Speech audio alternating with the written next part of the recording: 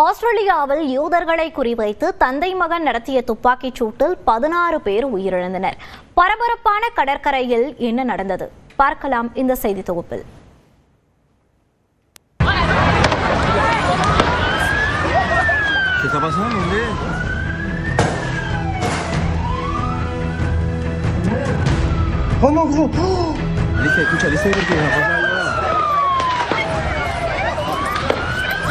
கடற்கரையில் உற்சாகமாக பொழுதை கழித்தவர்கள் கண்மூடித்தனமான துப்பாக்கிச் சூட்டை கண்டு அலறியடித்து ஓடிய காட்சிதான் இது.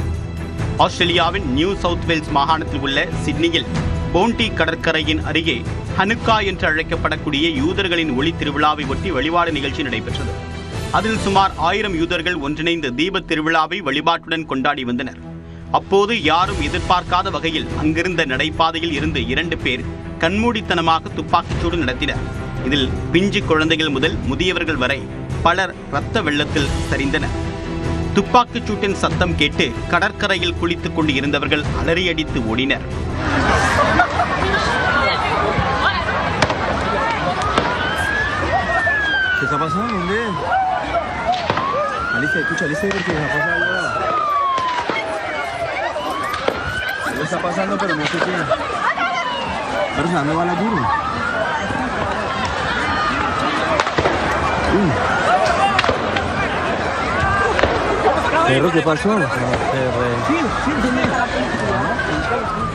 கண்மூடித்தனமான துப்பாக்கிச் சூட்டில் 10க்கும் மேற்பட்டோர் நிகழ்விடத்திலேயே உயிரிழந்தனர்.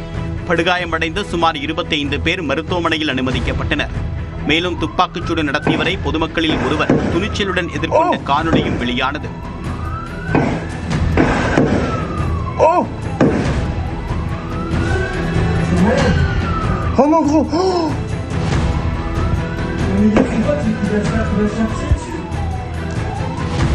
காவல்துறையினர் நடத்திய பதில் தாக்குதலில் துப்பாக்கிச்சூடு நடத்திய ஒருவர் உயிரிழந்தார்.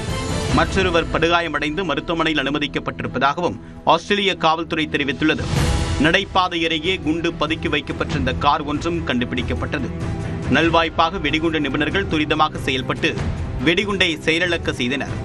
துப்பாக்கிச்சூடு நடத்தியவர்கள் தற்கொலைப்படை தாக்குதலை நடத்தவும் திட்டமிட்டு இருக்கலாம் என்று சந்தேகிக்கப்படுகிறது.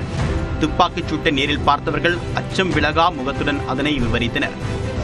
Seen the guy jump out of the car with the gun and he was just shooting down thing, and then I started filming on my phone, and then pretty well he just kept shooting, and then he turned around and he shot right in my direction, and then I dropped my camera and then sped off.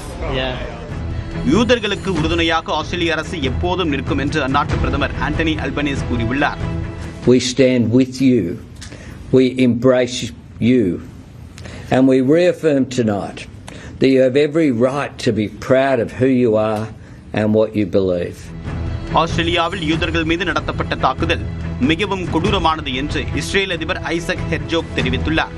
வார இறுதியை உற்சாகமாகவும் ஆக்கப்பூர்வமாகவும் கழிக்கவும் கடற்கரைக்கு சென்றவர்கள் உறவுகளை இழந்தது பெரும் சோகத்தை ஏற்படுத்தியுள்ளது.